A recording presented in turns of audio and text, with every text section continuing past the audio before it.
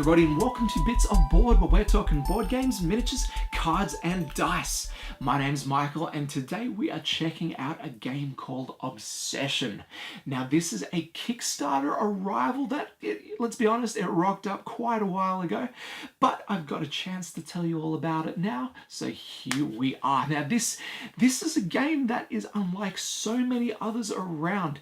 It is kind of a worker placement game, but not really. It's like a worker management game. It has deck building attributes. It has a tableau building, engine building. It's building everything out of a Victorian England setting. This is Downton Abbey, the board game. And if you don't know what Downton Abbey is, do yourself a favor and check it out. It is just such a gem of a show. I don't know.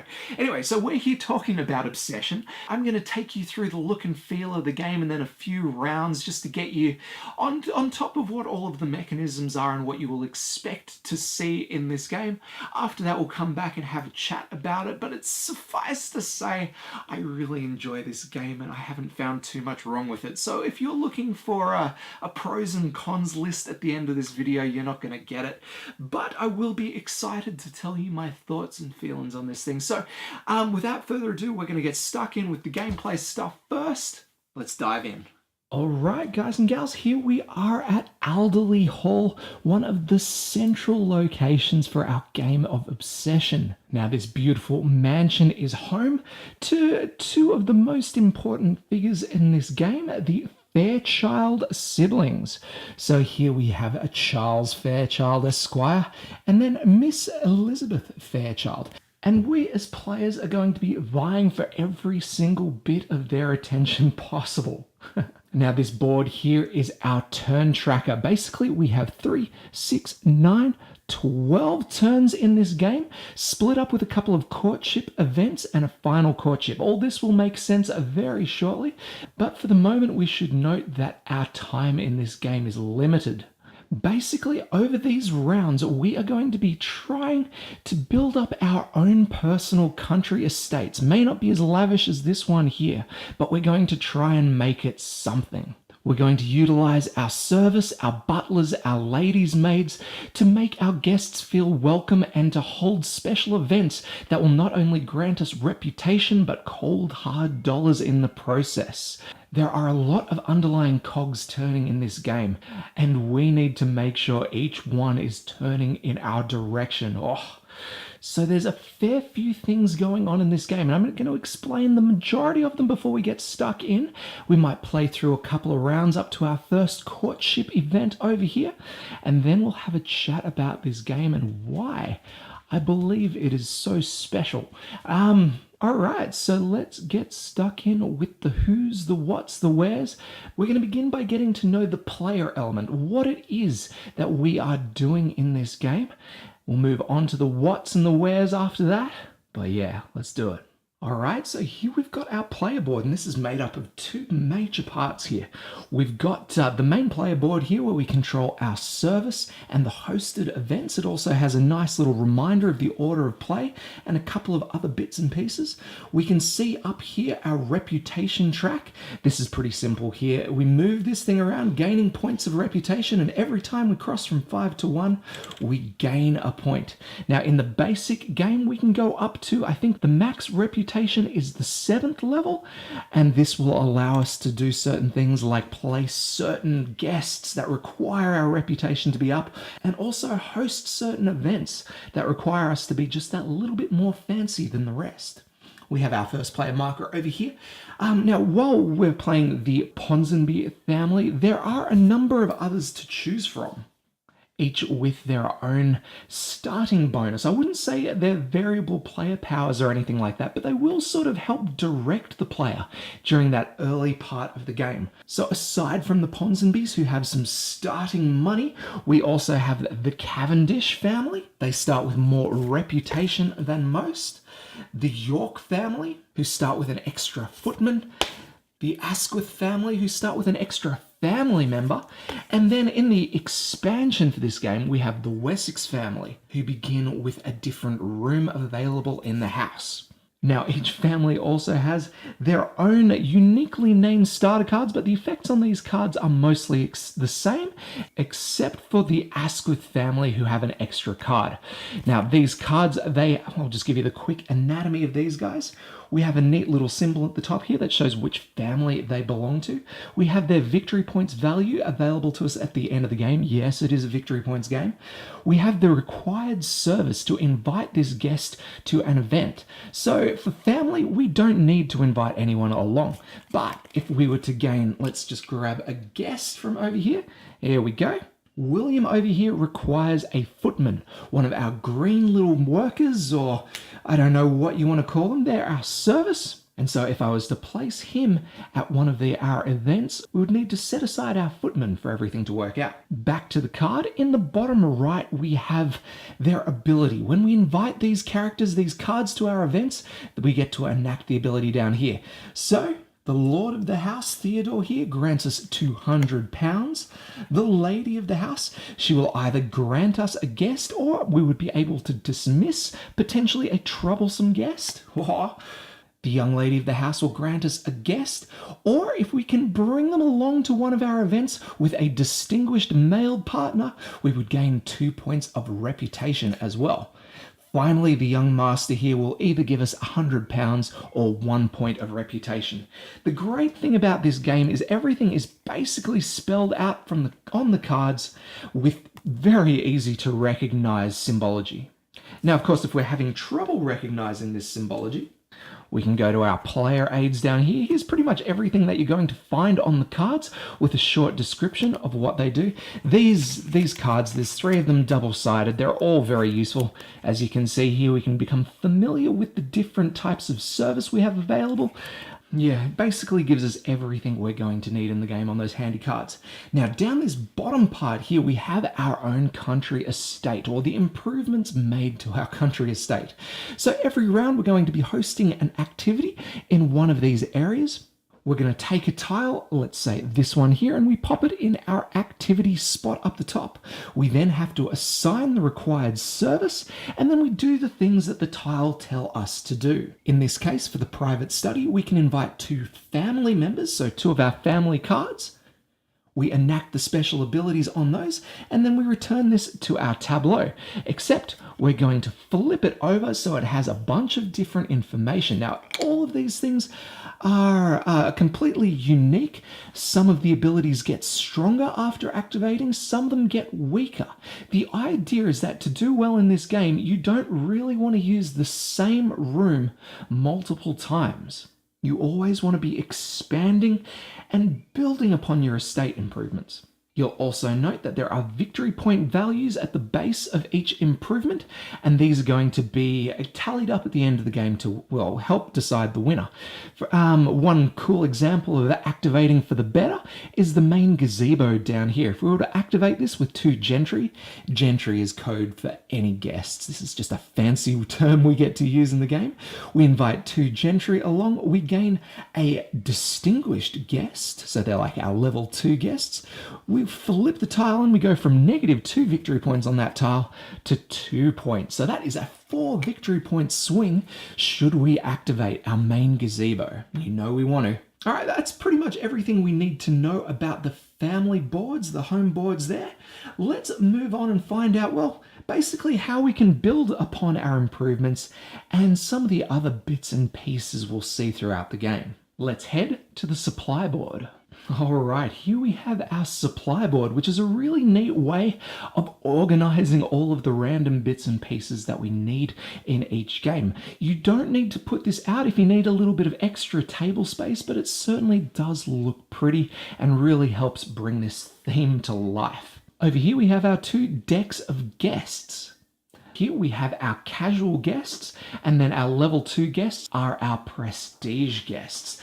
And you need a little bit of extra reputation to make sure you get the most out of those guys, so we won't be seeing them too early in any game.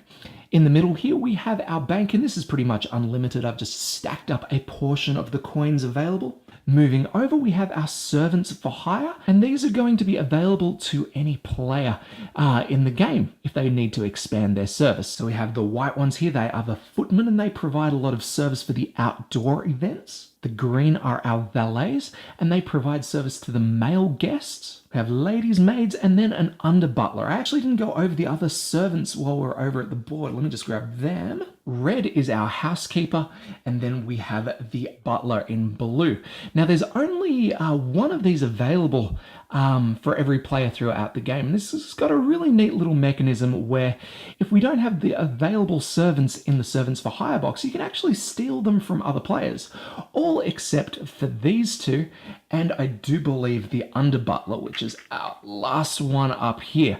Now, this guy can't be hired just on his own. We need a special room to make that work. But yeah, these guys are loyal to the day they die, and they can never be taken from your service.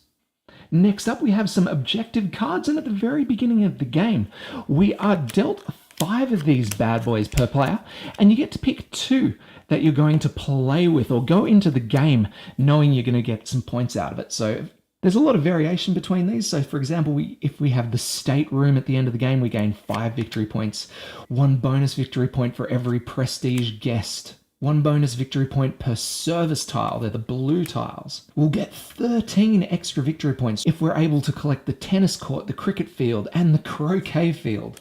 And then finally here we have 12 victory points for our domestic group, the conservatory, and one of the 2 libraries available.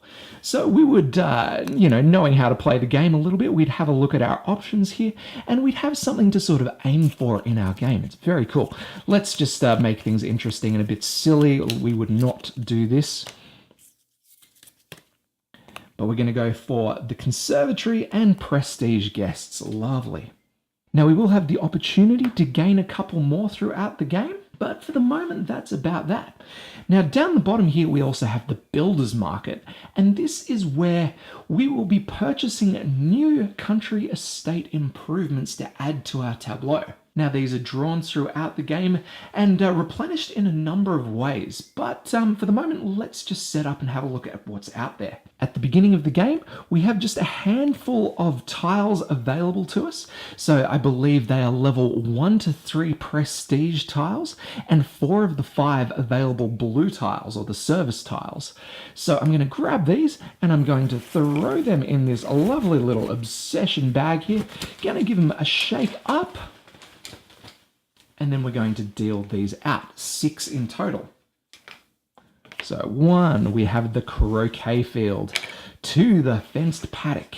North dining room, flower room, breakfast room, and another flower room. Interesting.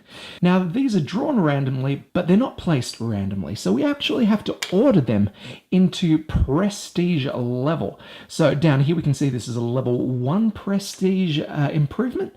So we're going to put that down like that. Next we'd place the level 2 ones, and we've got a few level 2 ones available to us here, and we're going to place these in the order that they appear on our country estate improvement. So we'd start with brown, we'd have blue if there were any blue, we'd now have pink, and then we would have green, and finally we have our level 3 improvement there, and we are done. Finally, after populating the initial builder's market, we toss in the remainder of the tiles. Now there's a certain number of tiles based on the player account, but these are all the 4 to 5 to 6 level stuff, and also a couple of monuments, as well as the highly sought after servants hall. Cool. Well, we're almost ready to start playing, but let's head over to the turn tracker. I just want to show you 2 more things, and then we'll get stuck in. Here we are back at Elderly Hall. We've got 2 more very, very, very tiny decks here. We have the theme cards. Now I'll shuffle these back up, but every time we hit a courtship space, we're going to reveal one of these. In this case, players would tally up the number of victory points they have available on their service tiles that they have on their own tableau.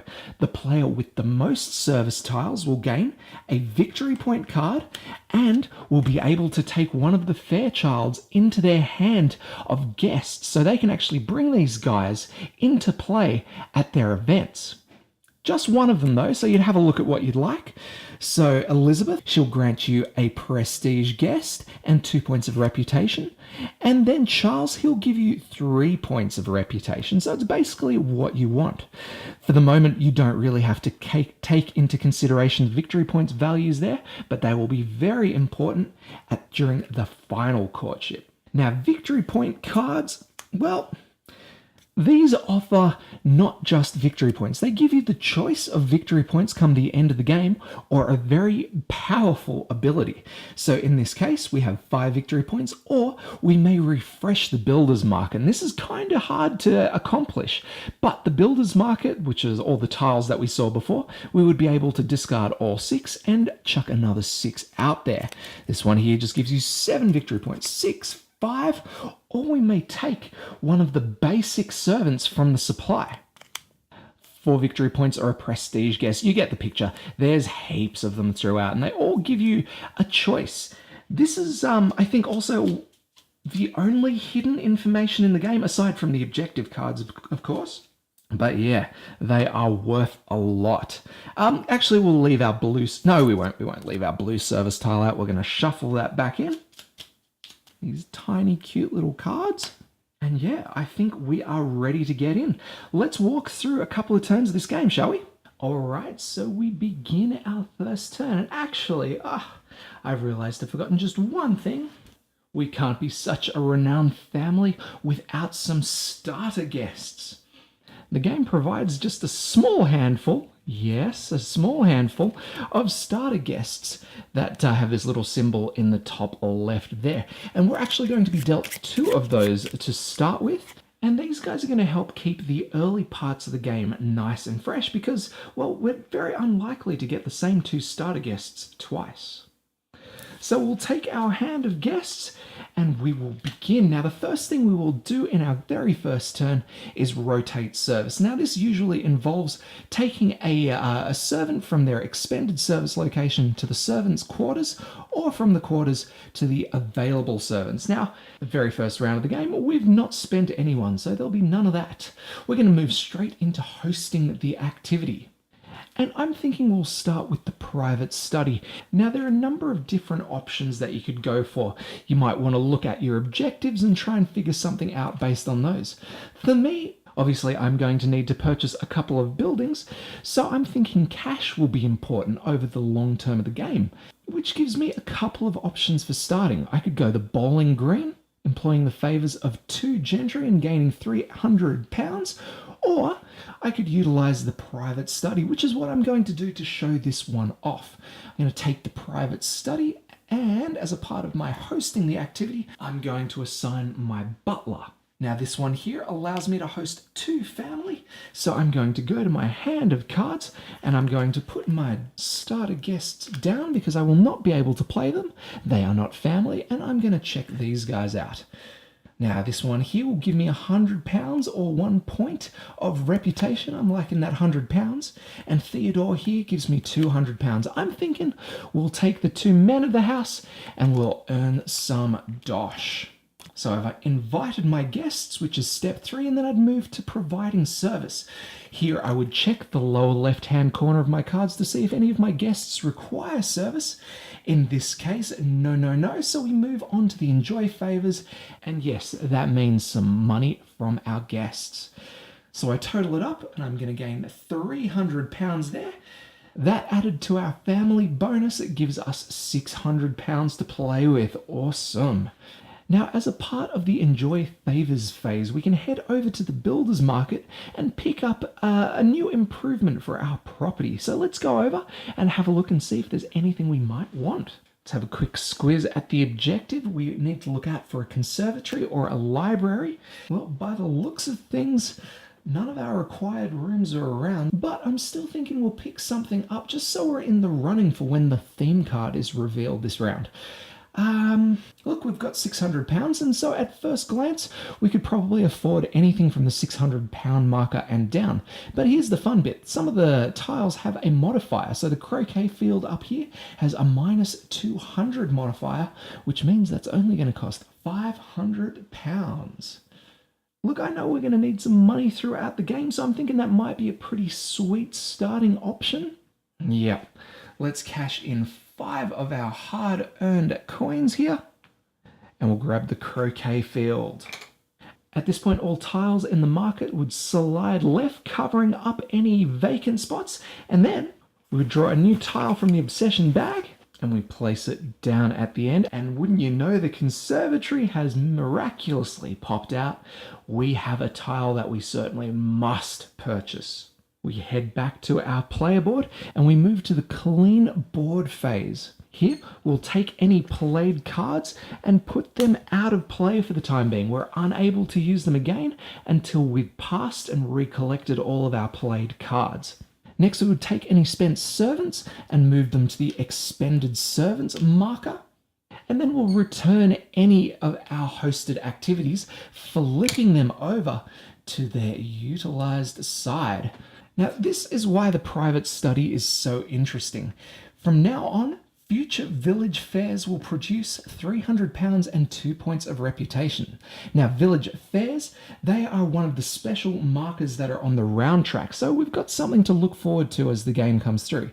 The other thing to note here is we've essentially lost 3 victory points. In doing so, we've gone from 3 to 0. So not all the tiles will improve after being played. Definitely something to note. Now that's the end of my turn, and so the next player in turn order would now have a go doing all those things. In today's case, I'm not going to play another round. I'm going to introduce our solo player, Stuart. Here he is, and this is pretty much everything you need to play a solo game, in addition to the main components. That and a 20-sided dice, all of which come with the game, of course. Now, Stuart's not like any other player. He doesn't actually need to assign any workers or actually do anything. The only thing we really need to do is roll the dice. Now, before we do that, I'll just quickly explain what's going on his card down here. Now, Stuart, he is a beginner AI, so he's going to be pretty easy to defeat. And I've done this on purpose because I don't actually want to get rolled by an AI on camera. So here we can see that he has 87 points as a base value. He can gain additional points throughout the game, but he shouldn't get too much farther if I have anything to do with it. Over here, we can see his season totals for when determining the winner of the theme card. So in season 1, he's going to have 3 points in the essentials, 1 point in the servants, -1 in his estate, 2 points in prestige, and then 2 points in sporting, each of these corresponding with the different tiles in our tableau. Up here, we've got the chart that corresponds to our dice roll. Let's see it in action. All right, so we've rolled a 16. And for us, that is a no purchase. We've got 2 rows on here, a standard turn. We just rolled for the standard turn. And then the monument turn. Now, the monument turn is rolled instead if there is a monument in the builder's market. And we haven't actually seen one of those pop up yet. So I guess there's going to be no purchases this time around. All right, let's get grooving into this second round. First, we rotate our service, and I'm going to push our expended servants up into our servants' quarters. Next, we've got to host an activity, and I'm thinking we should start earning some pounds. So let's employ the bowling green up here, and we will assign one of our footmen to help host. Now, this allows us to invite 2 gentry along. Let's see who wants to come. Now, let's stick to the family on this one. Mabel is going to allow us to draw 2 casual guests, and we can keep one of them. And then Margaret is going to allow us to draw an additional casual guest as well. So we're going to start charging our hand up with a few more guests. Now, if we'd sent Margaret along with a prestige male guest, we would gain 2 reputation, but not today. Next would provide service. No one needs any additional service, so we can begin to enjoy our favours. And that means £300 and 2 basic guests. Off to the builder's market we go. First, Mabel allows us to draw 2 and keep 1. Who have we got here? 2 gentlemen. We have William, who will grant us reputation, and Thomas, who will grant us money.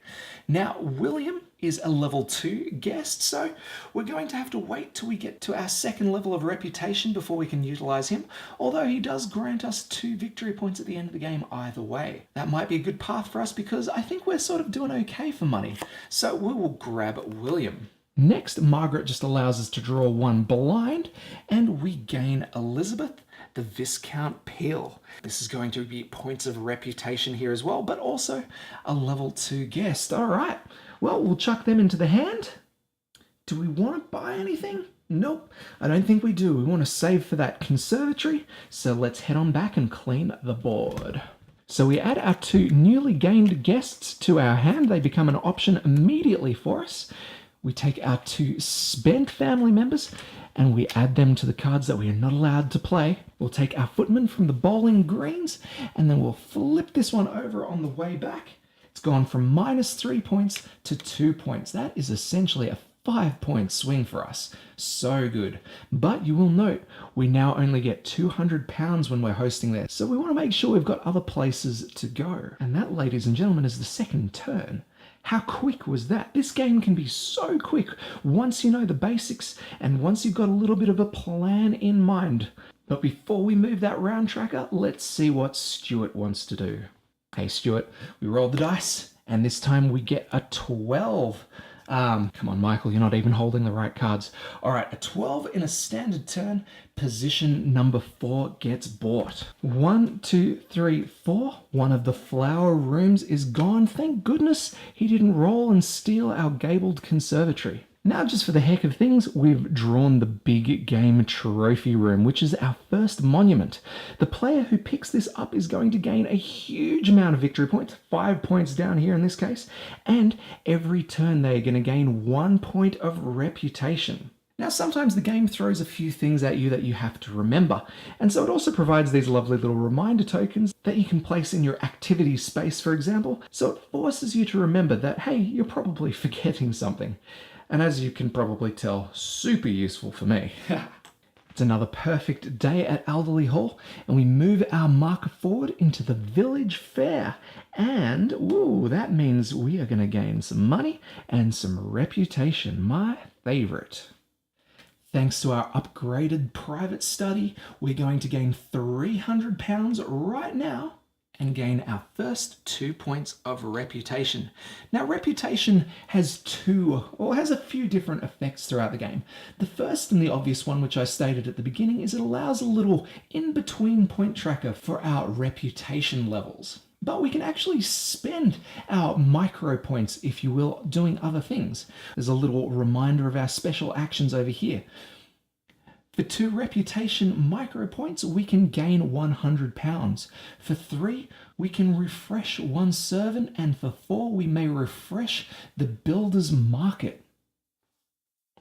Now, that's not the only way we can refresh the builder's market. We can also skip our turn, and I'll go through that very shortly. For the moment though, let's concentrate on what we need to do. Now, I would love to get this croquet field in action, but this is a level 2 improvement, so I cannot host the activity. Let's see what else we've got.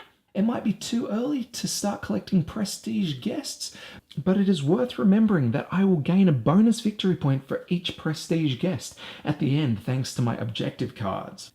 All right, I think I know what I'm going to do, so let's begin. Firstly, we'll rotate our service, we'll move our butler up and our footman up, and then I think we'll host at the front parlour.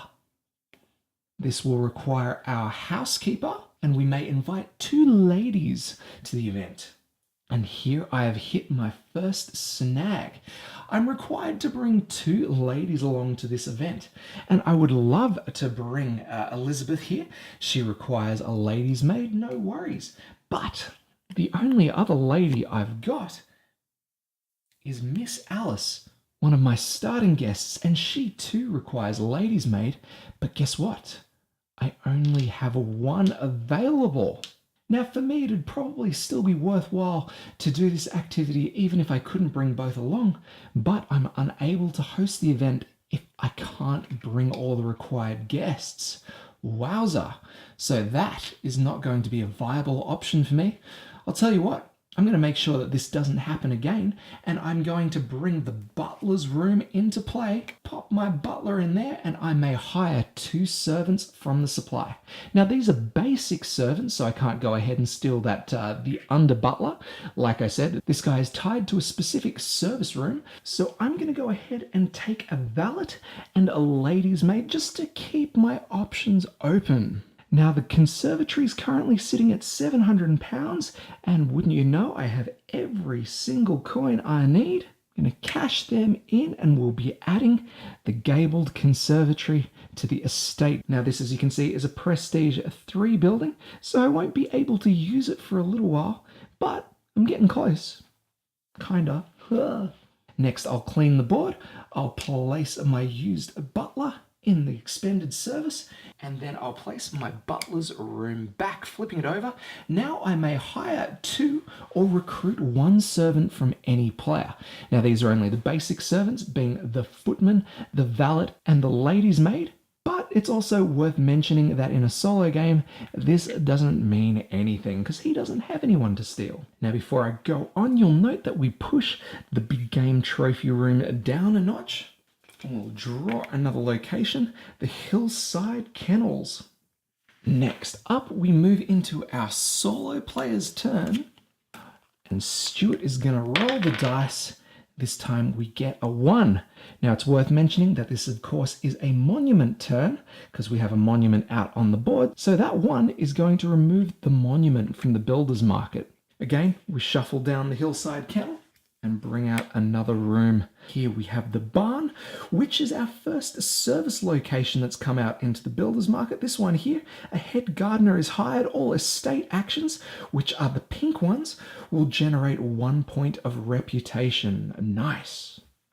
Back to Elderly Hall, and we move our turn marker track over, and we move into a courtship location. So this is where we'll draw our very first theme card, and we have sporting.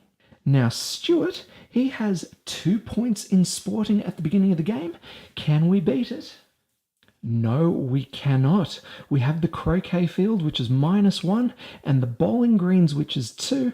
We only gain 1 point here, which is not enough to take him out. Again, this is another solo play denial. He's going to take a victory point card, which I'm going to hastily drop. And this is going to contribute, the number on the back here is going to contribute to his victory points at the end of the game. So while he was on 87, he is now on whatever's on the back of this.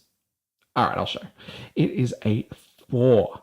So 91 is the score to beat, although we do not know this as, self-respecting solo players out there. Let's just do one more round and I will show you the pass just super quickly. Now, in any normal game, I would probably like to use the front parlour this round. I would grab my housekeeper and I would host 2 ladies, both of which requiring the lady's maid there.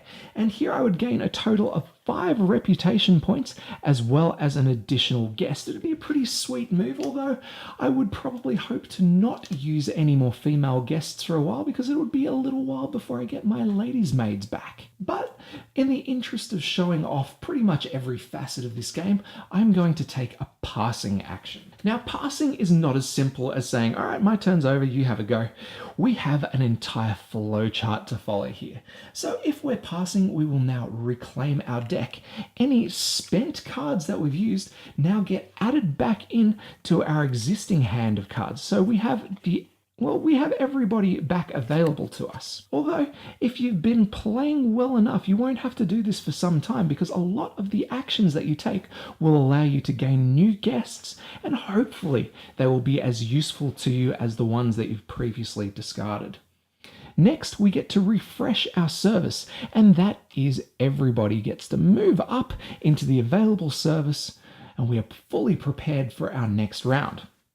Next, we're given a choice. We may either collect £200, that's pretty nice, or we may refresh the builder's market, discarding all 6 tiles on there, replacing them with completely new ones. And you might think this would be a great opportunity to deny some of the other players from, making their sets, or you don't know about their sets, but you might see something that someone's got their eye on and you might spitefully take it away from them. Well, not today. The rulebook specifically advises that it would be dishonorable for a player to take such repulsive actions. So you're pretty much bound by honor in this game, which is kind of nice. Play would continue with a new courtship card being revealed essentially every 3 turns. By the end of the game, there will be 4 courtship cards available for all players.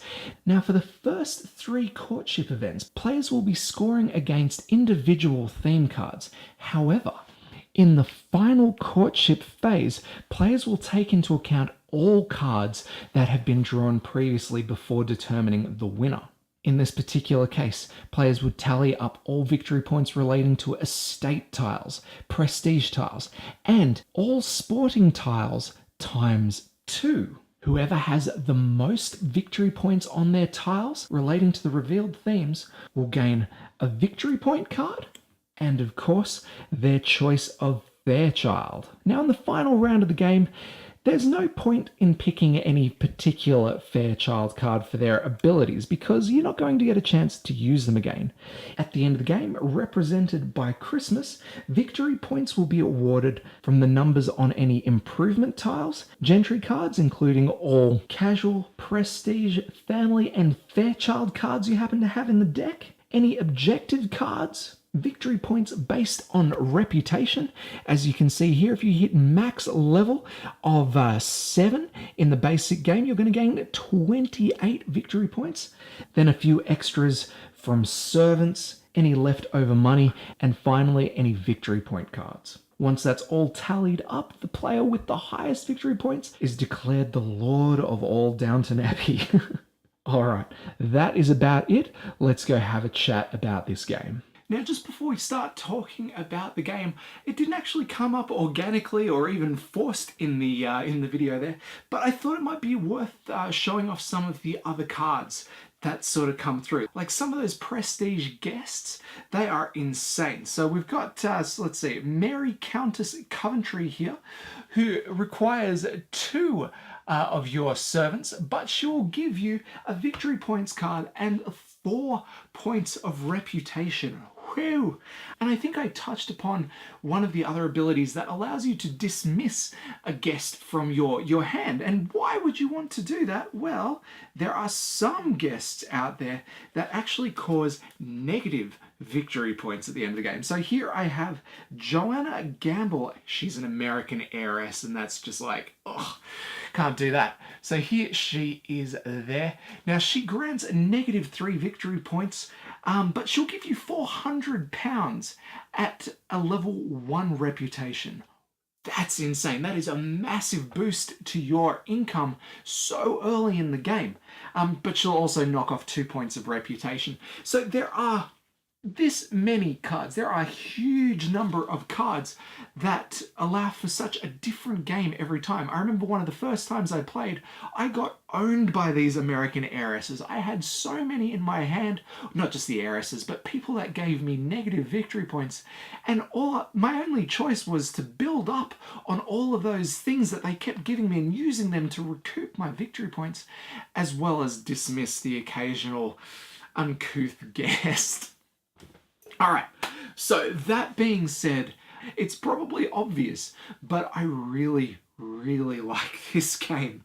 From its theme, so unique, so encompassing of a different era of board gaming, just so engrossing. Everything that you do as part of the game feels like something that you should be doing as a character, as a person in that situation in Victorian England. It is wonderful. And the stories that it tells, if you're into that sort of thing, if you want to think about what sort of world your game is bringing together, man, you can come up with some funny stories in there, and I always appreciate that. Anyway, yeah, there is a lot of storytelling fun there, but it's all held together through this wonderfully tight, Euro. It's like, it's not worker placement, but more worker management. This whole resource management based on how you want to expend your workers is genius.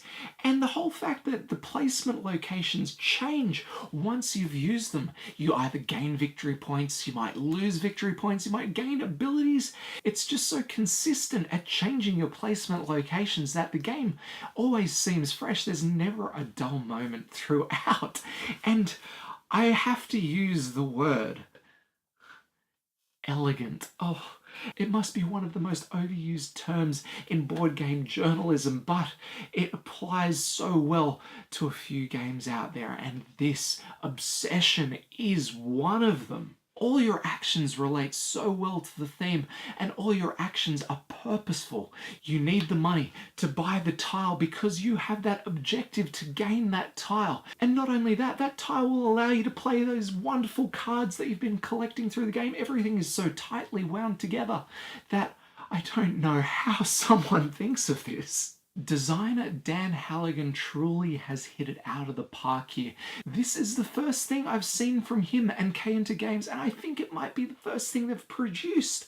And that's just amazing to hit the scene with a game such as this. Now, I do want to make a mention to the way that this Kickstarter was handled and the community outreach that was going on throughout this game. Because yes, this is a Kickstarter game, and it can't be easy for first-time companies to convince random strangers throughout the world to give them their money based on the trust that this game will be brilliant. But Dan was active on Board Game Geek. He was listening to the feedback from the community. He was constantly showing ideas and upgrades that he'd proposed for his game that people said, yes, that's a great idea, you should do that. Or, nah, Dan, let's try something else. The community was so involved in the development of this that it was just such a wonderful experience to be a part of. And I didn't put forward anything. I was content watching this game come together so fluidly. That it was just, this is a dream game right here. Now, theme-wise, this is kind of random, right? Victorian England, if you've watched Downton Abbey, you know what this game is about. The intrigue and family politics that play a part in this world is just, it's so well portrayed in this game. So it's not just that they've made this world come to life, but it is a world that is not seen in board games very often. I can't think of too many at all that hit this era in this way and just bring it to life so well. Props for originality, but also props for doing it justice, yeah? This is by far one of the most solid medium weight Euro games around there. You don't have plenty to think about, but man, if you're not careful, you'll be slapped down with some gut-wrenching decisions that you have to make. Never because you just don't know what to do, but mostly because you have so many options available to you, so many great things that you want to achieve, and such little time to do it. 12 rounds. 12 rounds is all this game takes, and if you know what you're doing after a couple of plays, these are lightning quick rounds that you can knock a game out in 45 to 60 minutes, and you will have had a great experience doing so. Obsession is a game for anyone who likes a little bit of strategy on the table. This is a worker placement feel game that is just so different to anything out there. This is one of the most unique gaming experiences I've had in a long time. Mechanics are so tight, and I just cannot recommend it any higher. If you like board games, you are going to sit down and love this game. Now, I understand that the theme's not for everyone. It certainly doesn't pit you in a dungeon against thousands of awesome looking foes. This is much more of a historically based game, but it hits the mark. Honestly, if you enjoy Euros even a little bit, give this one a chance, because man, you will not regret it. The only reason I could see someone not enjoying this game would be if they just didn't get it, if they didn't get the story that was being told throughout these cards, if you didn't get the backstabbing politics that could send a family from the highest of heights to the lowest of lows. It's kind of ridiculous. It's almost satirical feeling now, but this is based in a period of time where this is what it would have been like. If we're going off what Downton Abbey is, yeah. Anyway, I love it. I'm sure you'll love it. So give the game a chance. If you see it cross your table, go into it with an open mind. If you're not into the theme, don't worry. By the end of it, you will love it. It's something else. Anyway, I think I've talked enough about this game. Hopefully I'm not just looking at it with rose-tinted glasses. This is something completely new to me and something that I wasn't quite expecting. And you know what? I probably wasn't expecting to enjoy it so much. And so I wanted to convey this surprise and the excitement that I feel for this game right now to you guys now.